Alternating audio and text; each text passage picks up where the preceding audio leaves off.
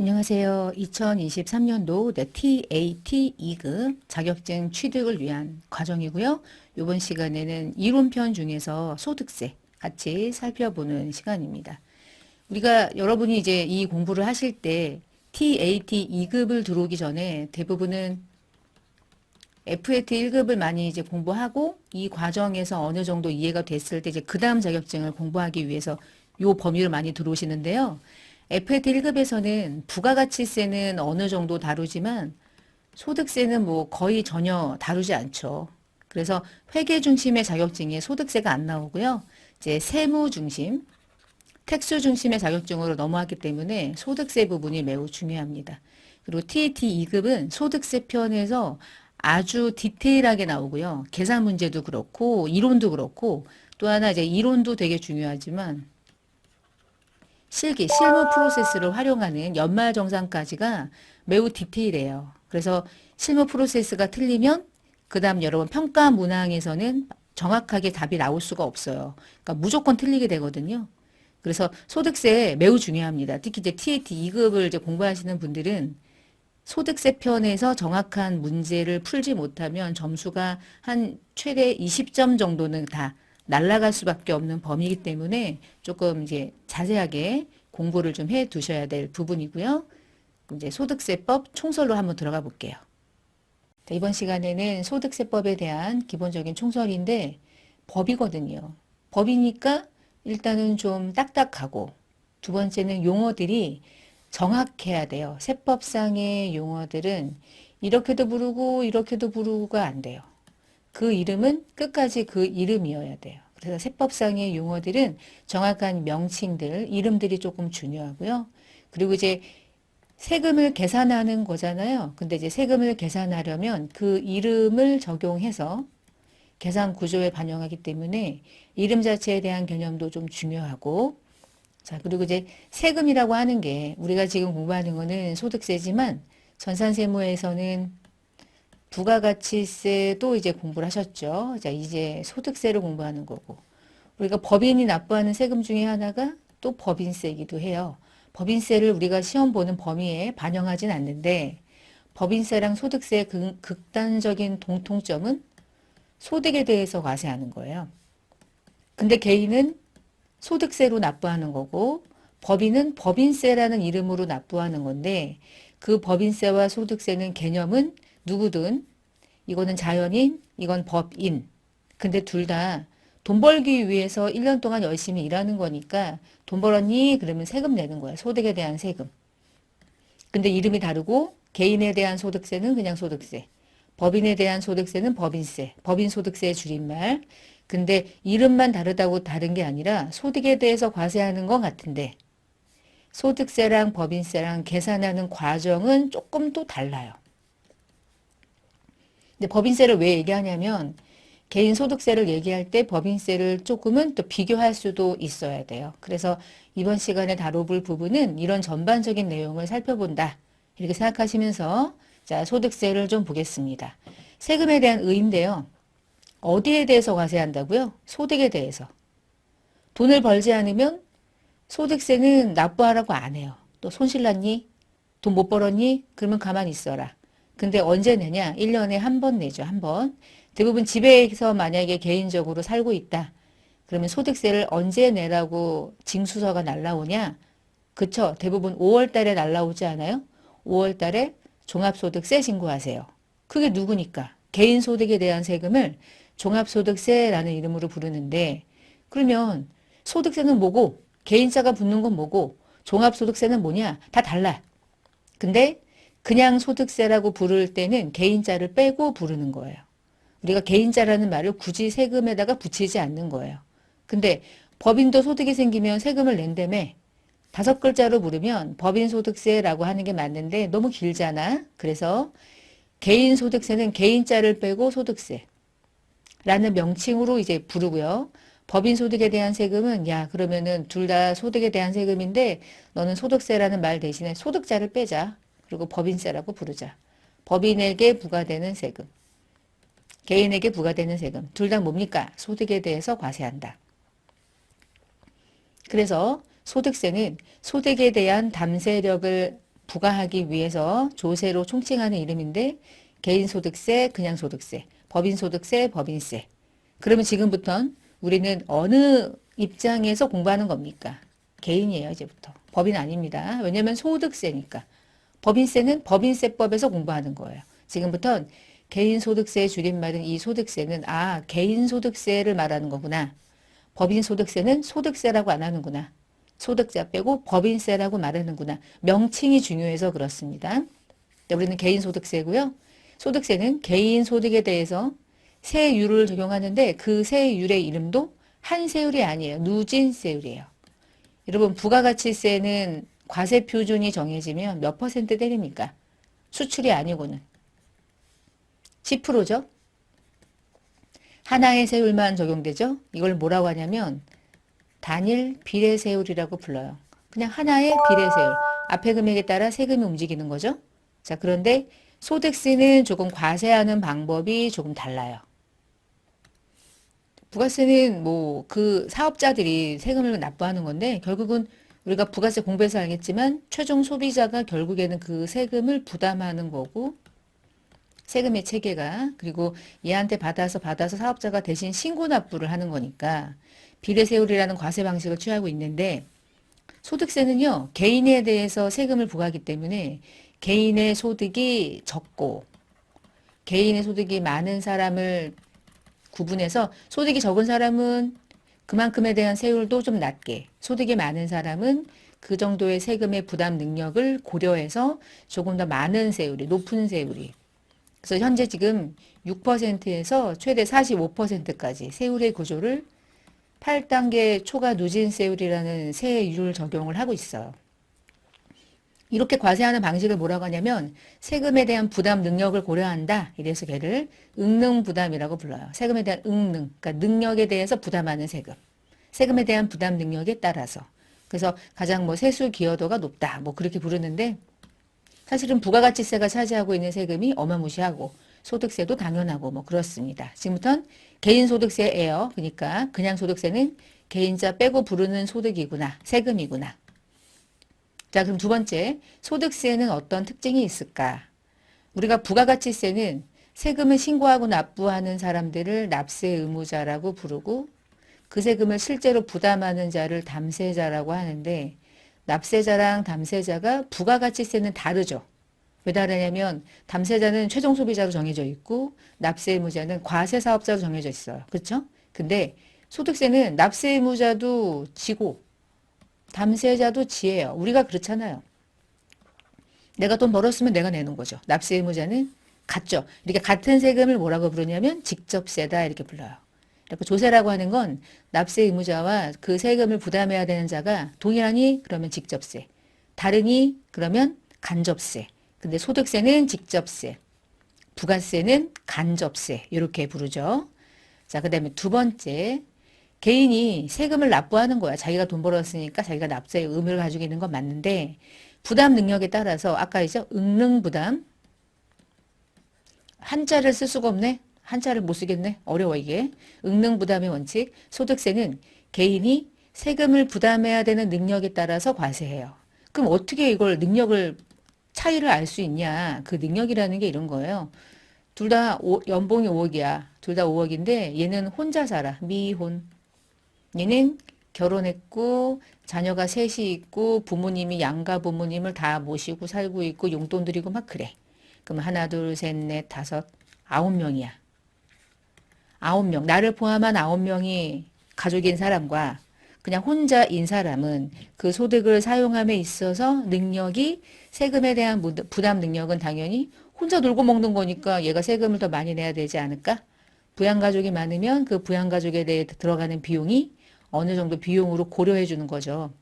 그걸 뭐라고 하냐면 인적공제라고 하잖아요. 그래서 연말정산 같은 거 할 때 연말정산 다 개인 거니까 개인 연말정산 할 때 부모님을 내 밑으로 자녀들을 밑으로 막 집어넣어서 인적사항 공제받으면 똑같이 5억을 벌었지만 이 사람이 이런 식의 부양가족을 거느리고 있다면 혼자든 둘이든 비교 대상이 안 돼요. 이 사람은 거의 세금이 정말 적게 나올 거야. 100%. 왜냐면 이 고려 금액이 어마무시하거든요. 9명이잖아요. 일단 아무것도 안 해도 150만 원씩 공제가 돼요.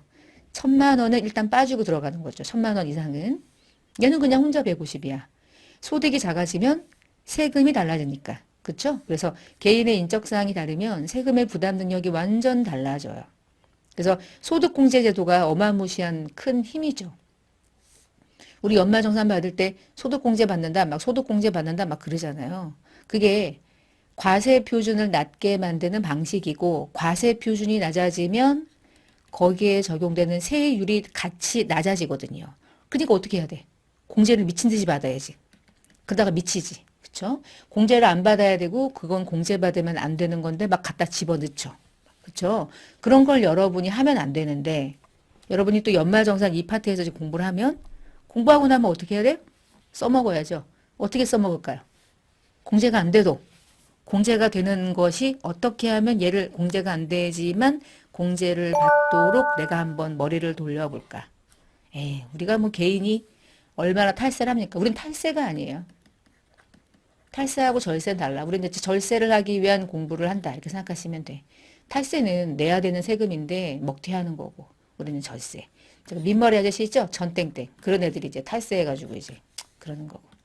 자, 여기 직접세, 부담 능력에 대해서 과세하는 부담 능력에 과세해서 세율이 달라지게 하는 공제 제도를 가지고 있다. 이렇게 과세가 되는 방식을 이제 인세라고 부르는데 부가가치세는 인세라고 안 하죠. 부가세는 그냥 물세라고 불렀죠. 물적 요소에 대해서 과세하는 거고요. 자, 그다음에 또 소득세가 가지고 있는 특징. 소득세는요. 열거된 것만 과세해요. 세법에 써 있어. 그러면 세금을 부과해. 근데 아무리 봐도 여기 세법에 안 써 있어. 없어. 그러면 세금 안 내. 대표적으로 여러분 결혼할 때 축의금 받잖아. 여러분 개인이 살면서 결혼 한 번쯤은 하잖아요. 안 할 수도 있고요. 그쵸? 자, 그럼 결혼을 한 번 했어. 뭐 두 번 해도 뭐 아름답고, 세 번 하면 대박이고, 네 번 하면 능력자고. 근데 이 축의금을 개인이 살아가면서 얼마나 많은 소득이라고 보일 수 있는 돈입니까? 다 내가 뿌린 거 거두는 거잖아, 사실은. 그치? 뿌리고 거두는 거죠. 저도 직장 생활 한 6, 7년 했는데, 축의금 어마무시하게 낸 것 같은데, 퇴사하고 나서 강의한 지 이제 16년, 17년 뭐, 이게 차수가 됐네, 벌써? 그러다 보니까 뭐 걔네들하고 연락되나? 안 되죠. 축의금을 뭐 거둘 수 있겠습니까? 끝났지 뭐. 이렇게 거둘 수 없는 돈들도 있어요. 그러니까 이런 것들이 대손 처리하고 끝나는 거죠. 그렇죠? 하여튼 결국에 개인이 살다 보면은 축의금 같은 어마무시한 돈을 받을 때가 있어. 그거를 국가가 과세하겠습니까? 미치지 않고는 못하죠. 그래서 축의금 과세 안 해. X.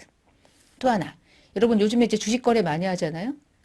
주식을 100원 주고 샀는데 900원에 팔았어. 그럼 얼마 벌었어요? 800원 벌었죠. 주식을 양도해서 800원 벌었죠. 그러면 주식 양도 차익은 개인이 벌어들인 소득이니까 소득은 100 아니고 800. 그럼 800원에 대해서 소득세 내야 되는데 이거 양도소득으로 내야 되거든요. 근데 안 내잖아요. 왜 안 내요? 완벽한 대주주가 아니고는 안 거둘게. 그래서 이제 주식 거래할 때 일정 금액을 걷겠다고 세법이 개정되기로 했지만 일단 현재 유예하고 있으니까 개인 주주는 특별하게 엄청난 대주주가 아니고는 마음껏 사고 팔아라. 사고 팔 때 그것을 소득으로 보고 과세하지 않을게. 주식 거래 활성화 측면에서. 그래 여러분 개인들이 쉽게 아줌마, 아저씨, 할아버지, 할머니, 뭐 애기들 할 거 없이 주식 사고 팔아서 돈 벌면 그냥 그대로 인마이 포켓 되는 거죠. 왜요? 국가가 열거하지 않았어요. 과세하지 않겠다. 이렇게 과세하지 않겠다고 하는 건 과세 안 해요. 그러면 소득세는 공부할 때 이렇게 가는 거야. 소득에 대해서 과세하겠다고 열거되어 있는 조문들을 하나하나 살펴보고 이게 이 소득으로 과세되는구나를 사실은 암기예요. 세법은 암기인데 저는 이제 최대한 암기를 하긴 하는데 주구장창 뭐 밑줄 쳐 이렇게 밑줄 치고 열거주의라는 글씨가 보이시죠? 외우세요. 밑줄 쳐 드릴게요. 외우세요. 이렇게 그지 같은 강의는 하기 싫으니까 이것저것 설명을 좀 드리는 거예요. 열거된 걸로 과세한다. 근데 단 이자소득과 배당소득은 유형별 포괄주의라고 부른다. 이건 무슨 말이고? 과세소득을 규정하는 방법에 따라서는 포괄주의 과세 방식, 다른 말로 순자산 증가설이라는 방식도 있고 열거주의 방식, 소득 원천설이 있는데 우리나라 소득세는 무슨 방식으로 한대요?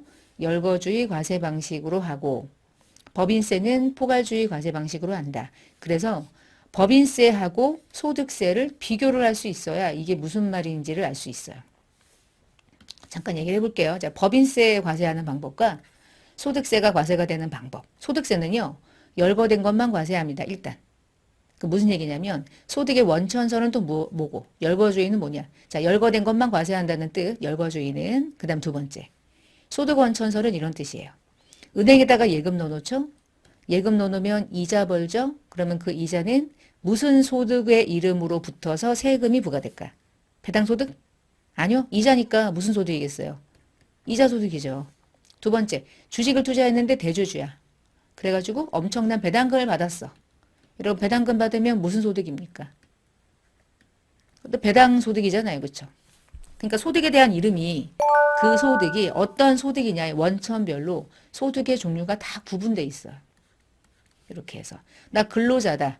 회사로부터 급여받았다. 그럼 무슨 소득으로 과세될까요? 근로소득. 내가 열심히 개인적으로 사업하는데 사업해가지고 돈 벌었다. 사업소득. 복권 당첨됐다. 복권 당첨? 기타소득. 연금 받았다. 연금소득. 다 소득의 원천별로 구분돼서 과세가 돼요. 이게 소득 원천설이고 그 이자 소득은 이러이러한 것들은 이자 소득으로 이러이러한 것들은 배당 소득으로 다 열거돼 있는 거야. 열거된 것 중에 축의금은 없고 주식에 대한 이 처분에 대해서 이익이 발생되는 것도 써 있지 않아. 자, 이런 게 열거주의 소득 원천설이에요. 그리고 또 하나는 1년 동안 얼마 벌었니? 를 구할 때 얘는 그냥 1년 동안 얼마 벌었니? 를 구할 때 네가 사업소득을 구하는 방식 예를 들어 여러분 개인 사업자가 돈 벌었대요. 그러면 1년 동안 1,000원을 벌었는데 1년 동안 800원을 썼대. 1년 동안. 그럼 얼마 번 거예요? 200원 번 거죠? 그러면 200원만큼 세금으로 부과하면 돼요. 이게 개인 소득에 대해서 과세하는 방식입니다. 아시겠죠? 자, 근데 조금 달라지는 법인세는 어떤 식으로 과세하냐면 제가 이거를 이해를 돕기 위해서 이런 얘기를 하나 해볼게요.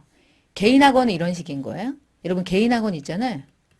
개인이 학원을 운영해요. 그 무슨 사업자죠? 사업소득자죠. 개인 학원 운영하는 나. 나는 사업자. 학원 운영해서 학원비 받아가지고 1,000 벌었고 학원 운영할 때 들어가는 필요경비가 800원이었대. 그러면 사업소득은 얼마인 거야? 200원. 이렇게 세금 내는 거야. 이 금액에다가 뭐 세율 떨어가지고 이제 세금을 내겠죠. 자, 근데 제가 개인 학원을 운영하다 보니까 내가 돈 번 학원을 운영해가지고 벌어들인 돈을 은행에 넣어놓고 은행에 넣어놓은 돈에 이자가 붙었대요. 그러면 학원 운영에서 벌어들인 예금이자이지만 개인 소득세는 이자로 발생하는 소득의 이름은 뭐죠? 그거 사업해가지고 돈 번 거 예금이자니까 이것도 사업소득으로 봅니까? 아니요. 개인 학원은요. 학원을 운영해서 발생한 소득만 사업소득이고요. 학원 운영해서 돈을 넣어놨든 학원 운영하다가 주식을 투자했든 예금으로 발생하는 이자는 이름이 이자 소득으로 따로 과세가 되는 거야. 얘는 이자 소득이야. 주식 투자했는데 배당금 받았어? 너 그거 돈 학원 운영해가지고 번 거야? 네 개인인데 뭐. 개인의 출처 궁금하지 않다. 배당금 받았니? 그러면은 배당소득. 소득의 원천별로 구분돼서 과세합니다. 이걸 나중에 합산하게 되면 종합소득이 되는 거예요. 됐죠? 자, 근데 법인은요. 법인은 어떻게 되냐면 법인학원 있죠? 여러분이 뭐 일타 강사 그 드라마 같은 거 보면 법인학원이래. 그럼 법인학원이 열심히 돈 벌어가지고 학원을 운영해서 돈 벌었대. 그러면 그 소득에 대한 소득은 사업소득이겠죠? 두 번째, 법인학원이니까 법인 통장에다가 예금 넣어놨겠죠? 예금 넣어놨으니까 이자가 들어왔겠죠? 근데 그 이자를 누가 본 거죠?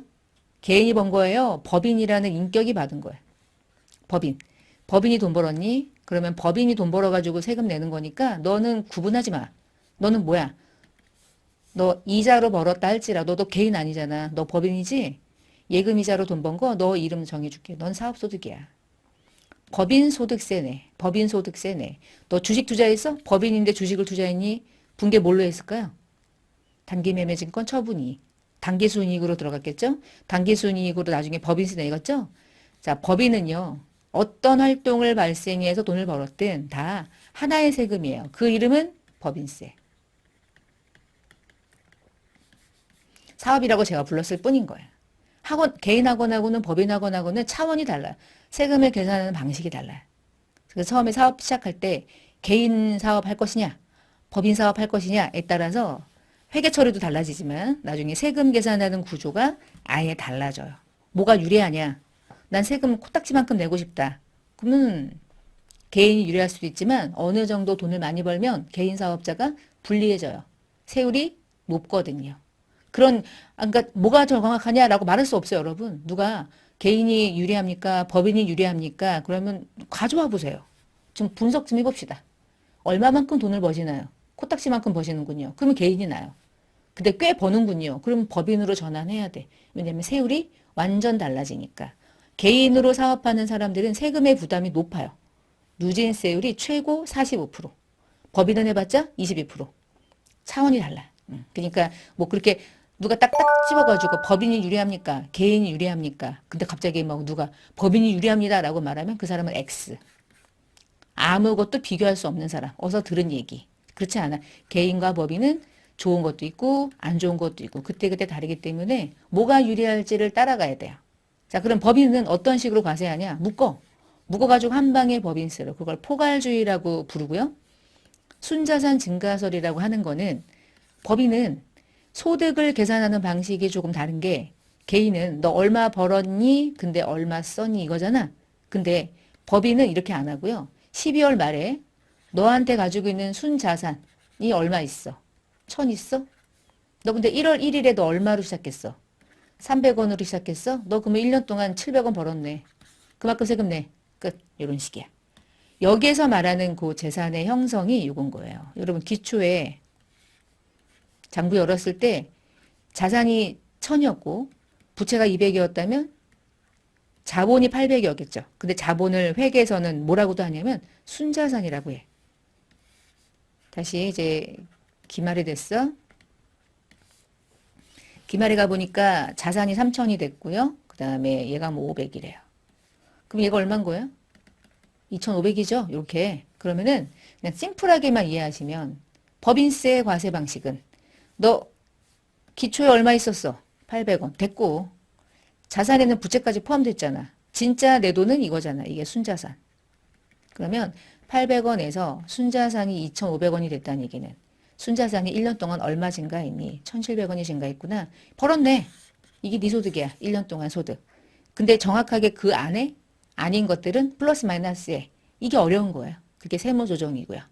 됐죠? 그래서 소득세는 결국 열거주의 소득 원천설에 의해서 과세합니다. 결론이에요. 외우셔야 돼 이제.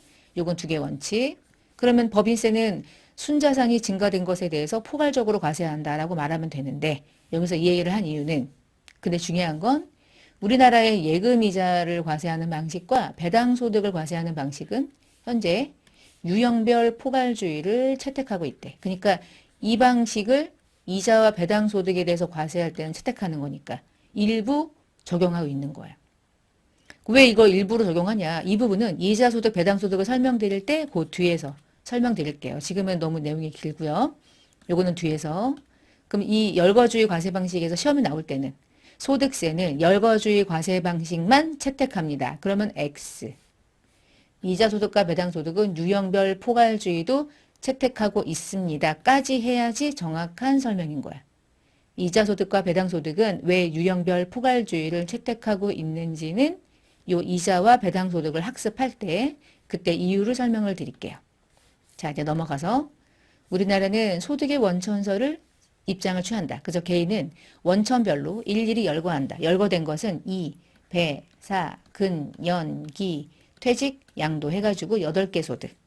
여기 열거되어 있지 않으면 소득은 과세 안 한다. 예를 들어 상장기업이 발행하는 주식에 대한 매매 차익이거나 시골에서 일하시는 분들이 작물 재배할 때는 열거되어 있지 않아서 소득에 과세하지 않아요. 이런 거. 근데 예외적으로 이자 소득과 배당 소득에 대해서는 금전과 주고받은 대가가 있다면 조문에 열거되어 있지 않아도 과세하기 위해서 너 이자로 돈 벌었잖아. 그럼 과세할 거야. 라는 방식을 취하기 위해서 유형별 포괄주의라는 순자산 증가설을 채택하고 있어요. 왜냐면 여러분 금융기관이 발행하는 대부분의 채권이나 이런 환매체 유가증권들에 대한 이 발행되는 종류들이요. 끝도 없이 다양해요.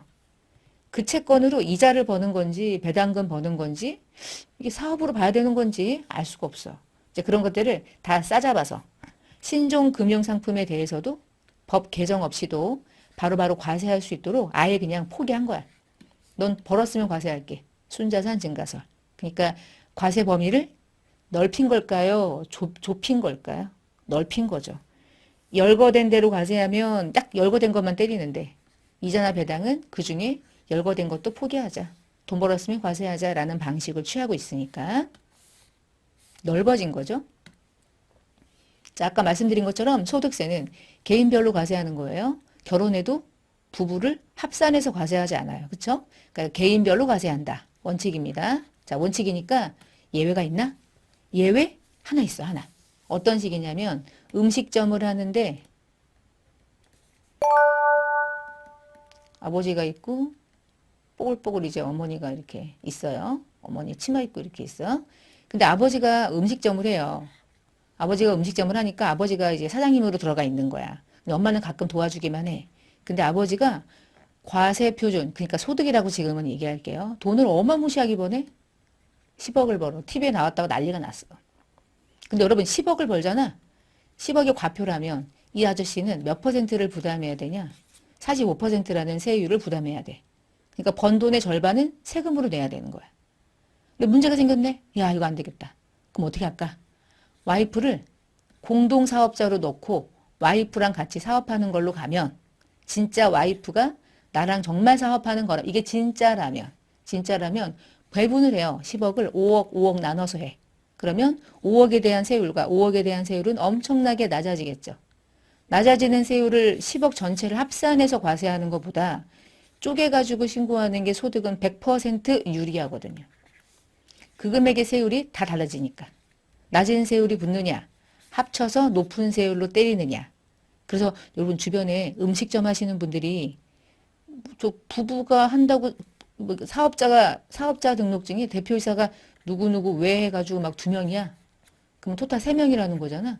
근데 혼자 하는 것 같은데 왜 3명이라고 넣어놨을까? 세금 쪼개려고. 누가 이제 얘기해줬겠지. 그렇게 하라고. 근데 진짜 그렇게 안 하면 나중에 한 방에 걸려요. 자, 그럼 예를 들어서 예외 이거는 이 사람은 A라는 사람이고 이 사람은 B라는 사람이야. 친구야. 동업이야. 진짜 동업이다. 진짜로 이렇게 한다. 그러면 개인별로 세금 냅니다. 얘 따로 얘 따로. 이게 원칙이에요. 원래 개인별로 과세하는 게 원칙인 거야. 근데 세무조사를 나가보니까 이 A하고 B가 부부야. 부부인데 와이프는 따로 다른 일을 해. 다른 일을 하고 있고 와이프는 여기 나오지도 않아.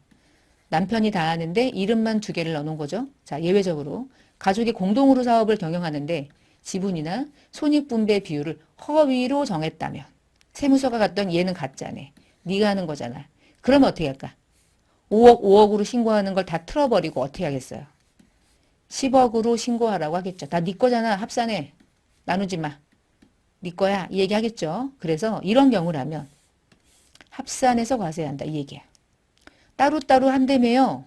너 가짜잖아. 가짜인데 왜 따로따로 해?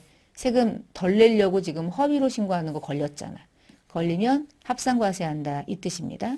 근데 실제로 우리가 지분이나 손익분배 비율이 정말 구분이 돼 있어서 병원 같은 데 가보시면 개인 병원 갔을 때 개인 병원에서 영수증 같은 거 버리지 말고 가져오시면은 누구누구 왜 둘 이렇게 돼 있고요. 거기 진료해주는 의사가 이렇게 3명이 있어요.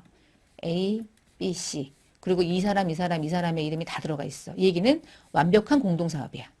그러면 이 병원에서 1년 동안 번 돈이 만약에 15억이다. 그러면 얘가 투자한 비율, 얘가 투자한 비율로 나누어서 A, B, C 3명이 각계 전투로 개인별로 세금을 내는 거야. 이게 개인 단위 과세입니다. 이게 원칙이에요.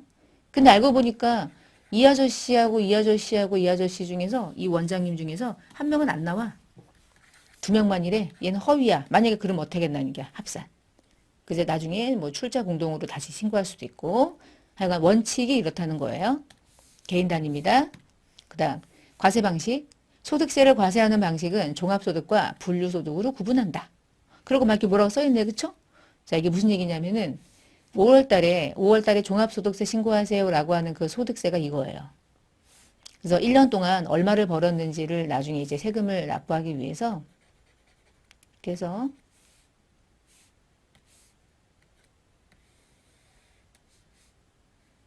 이거 칸이 안 예쁘지? 이게 잘 못 그려지겠어? 자, 이렇게 볼게요. 이게 X 1년 1년이고요. 그리고 이게 X 2년인데 X 2년 여러분 5월 1일부터 5월 31일까지 매년 5월인데 이 기간으로 보면 이 X 2년도 5월 1일부터 5월 31일까지 하는 게 개인은 종합소득세 신고 납부하라고 하거든요. 이때 종합소득세에서 말하는 그 종합소득이라는 게 뭐냐? 6가지의 소득을 합산해서 말하는 건데요. 그때 6가지의 소득 중에서 첫 번째 소득이 뭐냐면 이자소득, 두 번째가 배당소득, 세 번째가 사업소득, 네 번째가 근로소득, 다섯 번째가 입에서 근년, 그리고 마지막이 기타소득. 여러분 개인이 1년 동안 이자가 있거나 배당금 받은 게 있거나 사업해가지고 돈 번 게 있거나 직장생활에서 근로소득이 있거나 연금 받은 게 있거나 복권 당첨된 게 있거나 있다면 X 1년 동안 모든 소득에 대해서 가지고 있다가 세금을 미리 낸 것도 있겠죠. 예금이자는 미리 내고 막 그러잖아. 일단 원칙. 이 이배사 근연기라는 개인의 6가지의 소득은 1년 동안 발생된 소득을 다 합산해서 언제 합산해서 세금으로 납부하게 되냐면 6월 달에, 5월 달에, 그 다음 연도 5월 달에 합산해서 세금을 내야 되는데 이때 이배사 근연기를 다 더해서 부르는 소득의 이름이 종합소득이에요. 그러니까 종합소득은 이배사 근연기라는 딱 각각의 개별적인 소득을 합산한 거죠. 말 그대로. 그리고 그 세금을 5월 달에 합산해서 신고하도록 돼 있어요. 이걸 종합소득이다 이렇게 불러요. 그래서 종합소득은요. 소득의 원천이나 종류와 무관하게 모든 소득을 종합해서 소득을 여러분 아까 제가 말한 거 소득을 따로따로 신고하는 거랑 합산해서 신고하는 거랑 뭐가 더 불리하고 유리합니까? 합산하면